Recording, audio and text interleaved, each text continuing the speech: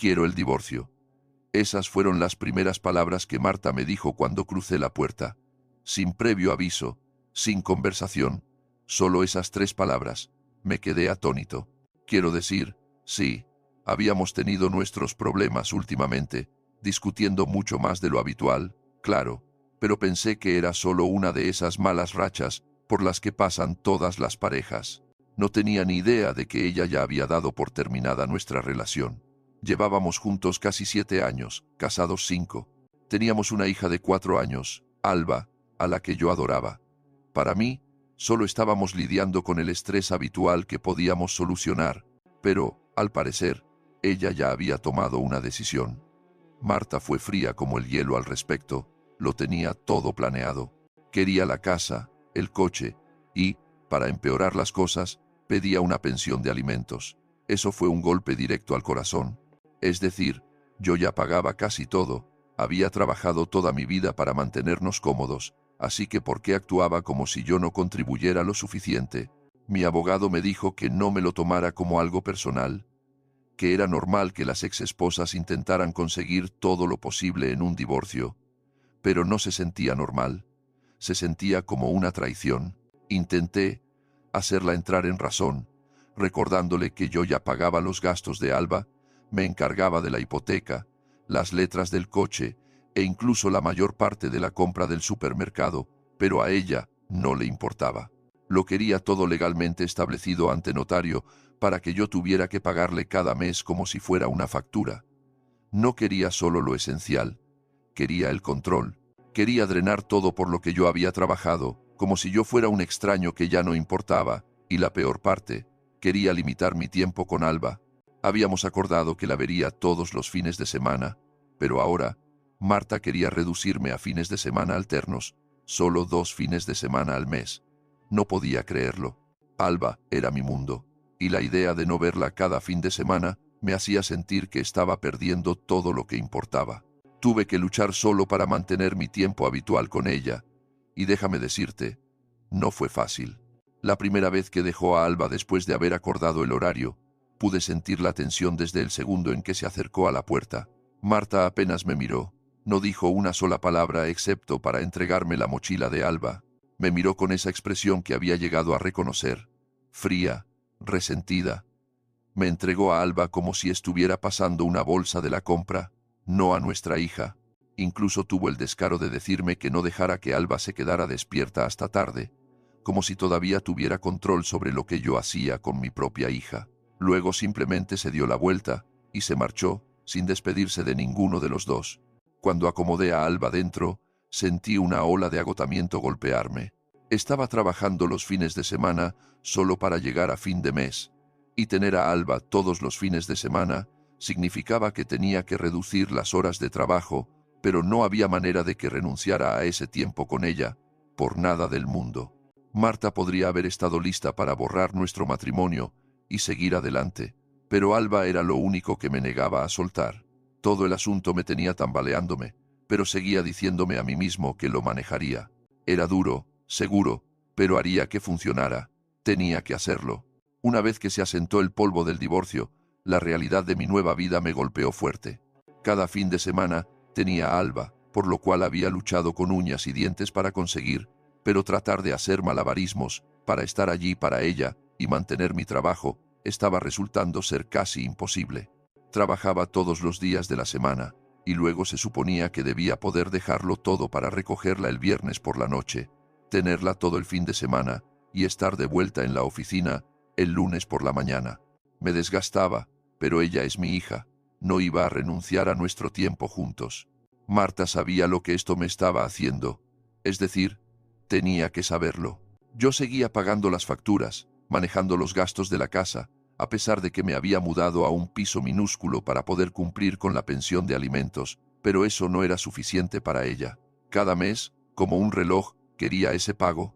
Mi abogado dijo que así son las cosas en España, pero yo había estado haciendo todo bien, y aún así, de alguna manera, terminaba perdiendo. Si me retrasaba, aunque fuera en un solo pago, Marta se lanzaba a mi cuello por ello. Un lunes fui a trabajar después de un fin de semana completo con Alba.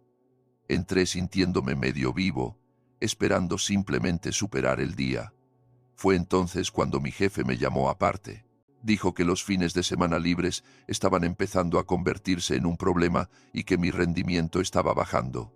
Intenté explicarle las cosas, le di todo el resumen sobre el divorcio, la custodia, todo, pero él simplemente negó con la cabeza y me dijo: «Mira, todos tenemos nuestros problemas, pero el trabajo tiene que salir». Seguí empujando, tratando de equilibrarlo todo, pero un par de meses después, finalmente recibí la noticia que había estado temiendo. Mi jefe me llamó a su despacho y me dijo que me despedían. 15 años de trabajo duro, así sin más. Ni siquiera me dieron la oportunidad de arreglarlo. Estaba aturdido, pero no podía perder tiempo sintiendo lástima por mí mismo. Tenía facturas que pagar, una casa que de alguna manera mantener, y ese cheque mensual para Marta y Alba. Sin trabajo, y con los ahorros agotándose rápidamente, me apresuré a encontrar empleo. Busqué en internet, en los periódicos, en portales de empleo. Nada salía. Las opciones eran irrisorias. Darle la vuelta a hamburguesas por el salario mínimo no iba a cubrir la hipoteca, y mucho menos la pensión de alimentos. Pero la peor parte era saber que si no pagaba, Marta estaría encima de mí y perdería cualquier oportunidad de aferrarme a la vida que había construido para Alba y para mí. Pasaron 4 meses sin nada sólido. Mis ahorros casi habían desaparecido y fallé en un par de pagos.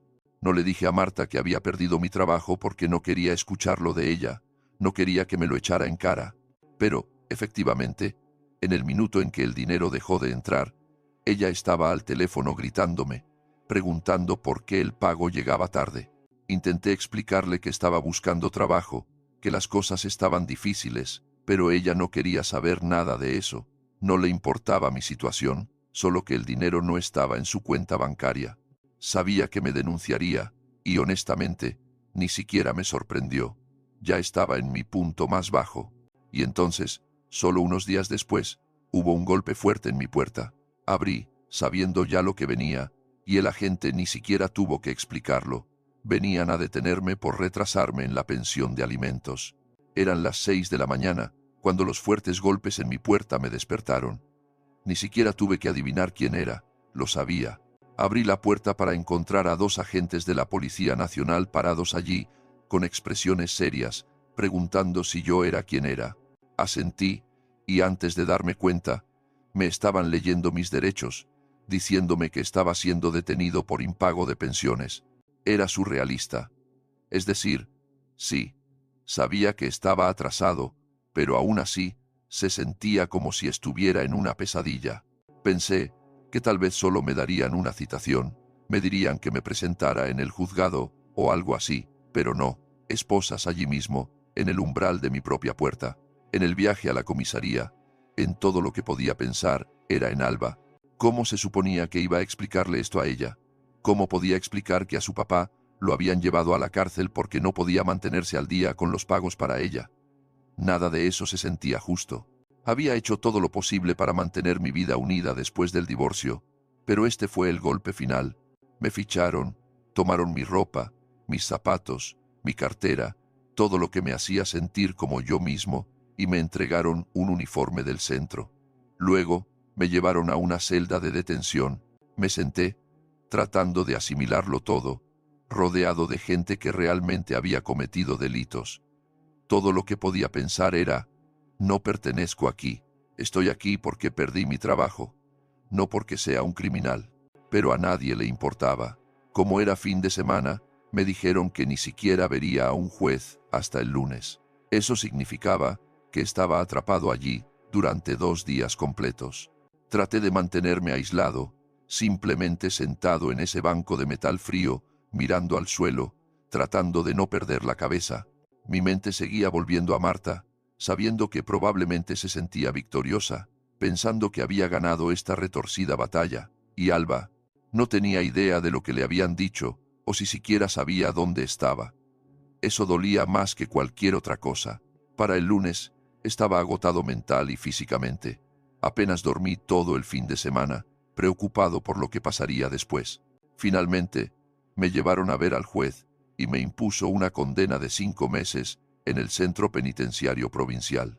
5 meses por retrasarme en pagos que no podía hacer porque había perdido mi trabajo tratando de estar ahí para mi hija.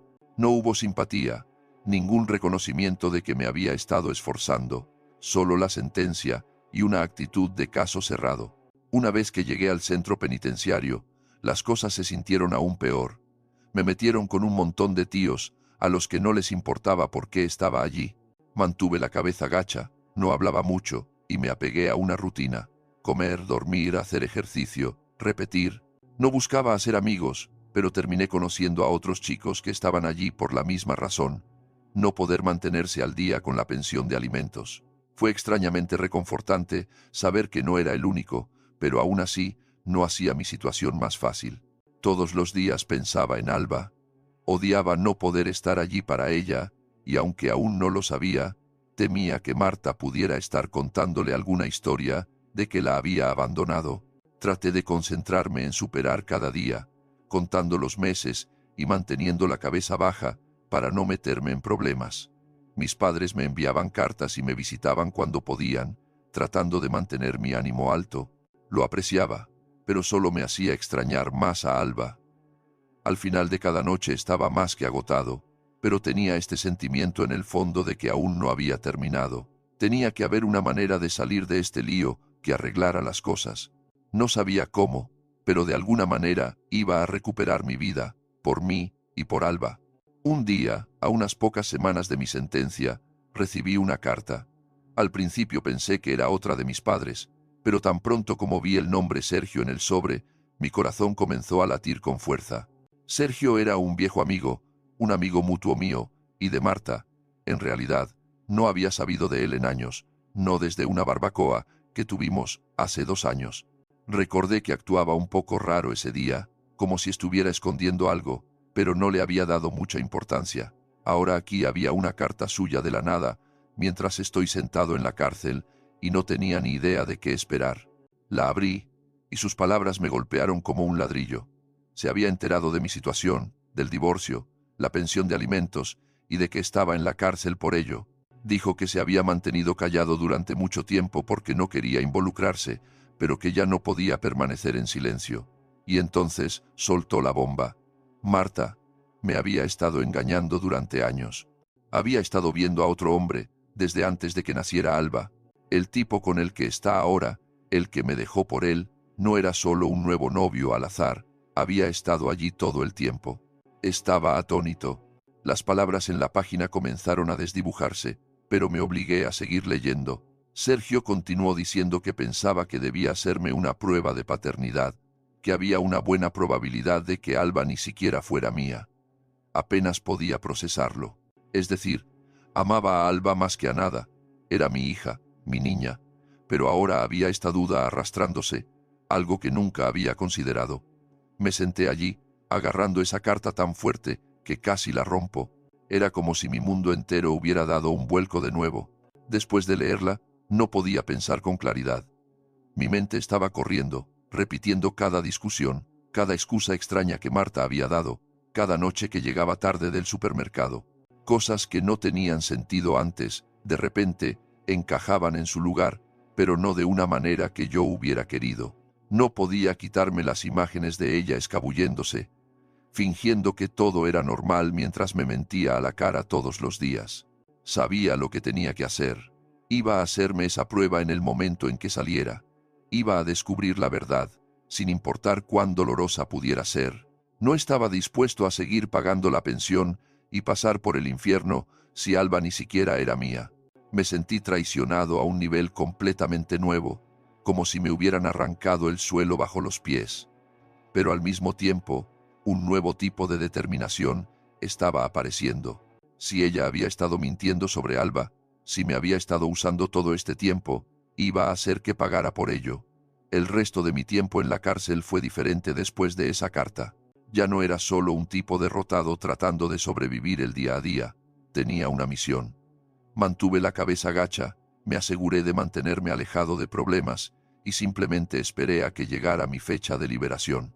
Cuando mis padres vinieron a visitarme, no mencioné la carta, no dije una palabra sobre lo que había aprendido.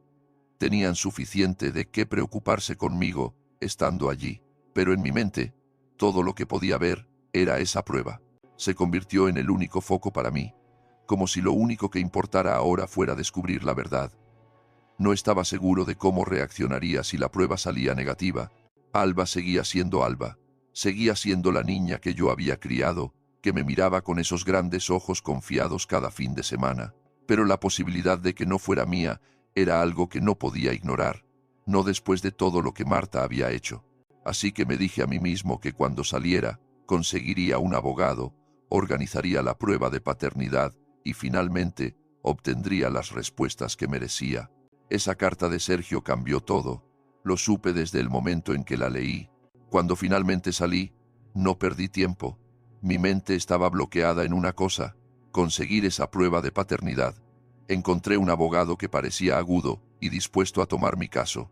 Le expliqué todo: mi tiempo en prisión, las demandas de Marta y, por supuesto, la carta de Sergio. Escuchó atentamente, asintiendo todo el tiempo, y me dijo que haríamos la prueba de paternidad lo antes posible.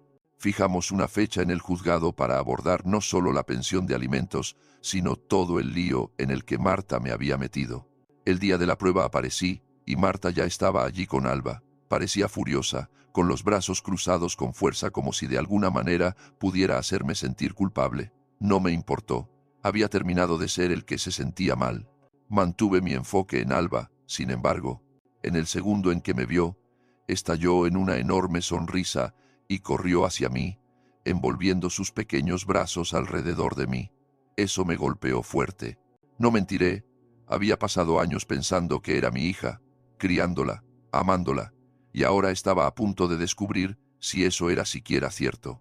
Pero por ese momento, le devolví el abrazo, besé su frente y le dije que la amaba. Cuando finalmente la solté, se la devolví a Marta, quien parecía que no podía salir de allí lo suficientemente rápido. 2 semanas. Eso es lo que tuve que esperar por los resultados. Y fueron las 2 semanas más largas y sin dormir de mi vida. Todos los días me miraba en el espejo y veía esas ojeras bajo mis ojos que no se iban a ninguna parte. Mi mente simplemente corría en círculos. ¿Qué haría si no fuera mía? ¿Podría manejar eso? Prácticamente la había criado, y la idea de perderla me destrozaba por dentro. Pero al mismo tiempo, si no era mía, no podía seguir dejando que Marta se saliera con la suya, con todo lo que había hecho. Finalmente, llegó el sobre. Recuerdo estar de pie en mi salón, mirándolo, casi demasiado asustado para abrirlo. Me senté, lo rasgué, y me obligué a mirar el papel. 0%. No era su padre. Así, sin más, los últimos 4 años de mi vida con Alba se sintieron como si hubieran sido arrancados. Ni siquiera recuerdo haber soltado el papel, pero estaba en el suelo y yo simplemente me senté allí mirándolo, sintiendo como si alguien hubiera metido la mano y convertido mis entrañas en hielo. Había amado a esa niña como si fuera mía, solo para descubrir que no lo era. Después de recomponerme, llamé a mi abogado, le dije los resultados y le dije que quería seguir adelante con todo lo que habíamos hablado. Quería demandar a Marta por estafa, por daños morales, por toda la pensión de alimentos que había estado pagando. Mi abogado estuvo de acuerdo y dijo que empezaría con el papeleo, y admitiré que había una parte de mí que se sentía un poco reivindicada, sabiendo que finalmente estaba contraatacando. Pero incluso después de esa llamada, no podía quitarme la sensación de pérdida. Había estado preparado para recuperar mi vida, pero perder a Alba no era algo con lo que hubiera contado. Marta me había robado años que nunca podría recuperar, y Alba probablemente nunca entendería lo que había pasado. Pero esta vez no iba a dejar que Marta ganara. Me engañó, me arrastró por el infierno. ¿Y para qué? Sabía una cosa con seguridad: iba a conseguir algún tipo de justicia, sin importar lo que costara. El día de la vista judicial finalmente llegó, y yo estaba listo. Había pasado por tanto ya: la prisión, las mentiras, perder mi trabajo, y lo peor de todo, descubrir que Alba no era biológicamente mía. Me senté en la parte trasera del taxi, sintiendo esta mezcla de nervios y determinación. Todo en lo que podía pensar era en lo que iba a decir, cómo finalmente conseguiría exponer a Marta por lo que me había hecho a mí, a Alba, y honestamente, a ambos. Solo quería que la verdad saliera a la luz de una vez por todas, donde todos pudieran verla. Cuando entré en la sala de vistas, mi abogado me recibió en la puerta, me dio un resumen rápido de nuestro plan y me dijo que mantuviera la calma. Él se encargaría de la mayor parte de la charla. Marta ya estaba sentada, luciendo más arreglada de lo que la había visto nunca, pero sus ojos la delataban. Sabía lo que venía, incluso si trataba de ocultarlo. El juicio comenzó y Marta fue primero. Afirmó que no había sabido quién era el padre de Alba en ese momento, que había creído que yo era el papá y no quería romper nuestra familia. Trató de jugarlo como si hubiera hecho todo esto por Alba, como si fuera una especie de heroína por guardar este secreto para protegernos.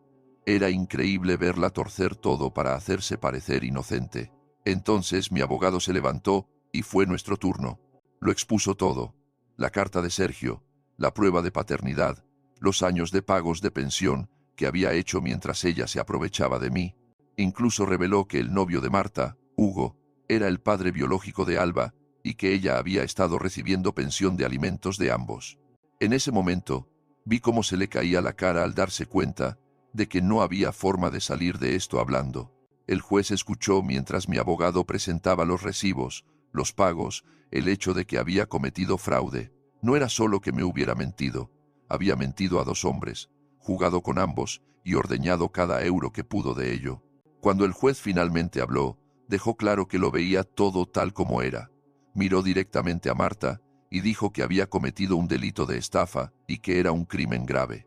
Luego llegó el momento que había estado esperando. El juez dictaminó que Marta no solo tendría que devolver la pensión de alimentos que yo había pagado, sino que iría a prisión por estafa. 3 años. Al escuchar eso, casi no podía creerlo. Marta, que me había hecho pasar un infierno, finalmente iba a enfrentar consecuencias. Pensé que no sentiría nada más que satisfacción, y lo hice al principio. Pero mientras veía cómo se la llevaban, la realidad me golpeó. Alba, que me había conocido como su papá toda su vida, estaba a punto de perder a su mamá también. Había ganado en el juzgado, seguro, pero eso no hacía que el lío que ella había creado fuera más fácil para Alba. El juez me concedió la custodia principal de Alba, ya que Marta iba a la cárcel y Hugo no estaba exactamente dando un paso adelante para asumir la responsabilidad.